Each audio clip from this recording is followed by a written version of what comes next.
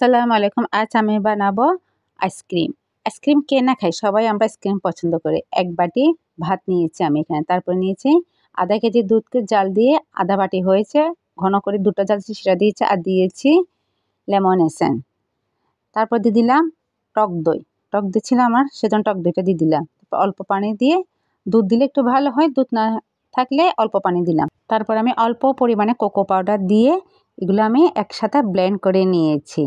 Blend করা হয়ে যাওয়ার পরে আমি এখানে আইসক্রিমের মোল্ড নিয়েছি, এখানে আমি কিছু নারকেল কোড়ানো দিয়ে দিচ্ছি। তারপরে ব্লেন্ড করা এগুলো এখানে ঢেলে দিলাম মোল্ডের মধ্যে।